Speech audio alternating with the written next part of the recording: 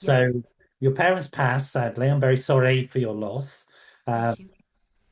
and then you have this home bequeathed to you, and you and your sister are the executors. So, I mean, that's quite a blow because that's quite a significant life role gone. The Yeah. carer, the older Yeah. daughter, Yeah. you do it successfully, Yeah. and then you're left with this thing, this property, which is more than a thing, of course. Yeah. It's Yes. a set Yes. of memories and experience. Can you tell Yes. us a bit about that and what that was like? Um, um, I had lost a lot of contact with the things that made me me. Yeah, Whether I I entered into these responsibilities willingly or not, there is a consequence to loss of privacy, loss of yeah, control over your time, loss of control over your space, that accumulates, and it's just, I think, reality for yeah, caregivers. yeah, And you're, of course, as you're feeling the cost of this on your health, on your sleep, on your connection with your friends, you realize that you're never the priority. It is never time. It is never time to address that directly because there's always the latest fall or the latest medical emergency, the latest need to address as a caregiver. yeah.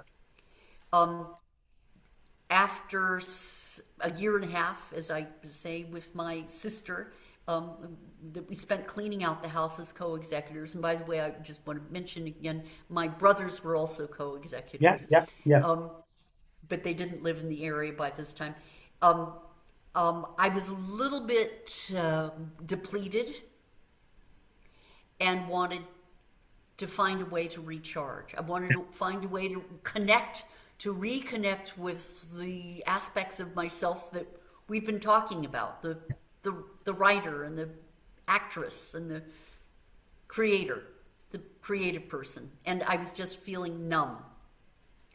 I do not think my situation was unique at all. I think I was lucky in many ways to have had the assistance that we all had in this family Yeah. in caring for our parents. But I understood this was significant enough that if I could find a way to turn this around, I might be able to help other people in the Yeah, same situation. yeah, yeah, yeah. And so that led to you to think what? What was the next step in that? I had always loved interior design. It Ah, had been just, having a space of my own, being able to use any little opportunity to create privacy and write my little book as a 7-year old. Anything, anything that enabled me to hear my own voice had been precious to me. it's And I very realized at a Virginia young Woolf, age, isn't it? That's that yes, Virginia Woolf idea, a room of one's own, which is yes, exactly, very important exactly. in terms of women as well, women's development. So very, very important. So Yes, to find a and I I didn't have the vocabulary then to express it as I can now, but the development of our sense of autonomy, our sense of ourselves as individuals, yeah, as distinct from our primary caregiver, is a critical part of becoming resilient and thriving yeah. and developing our critical thinking skills.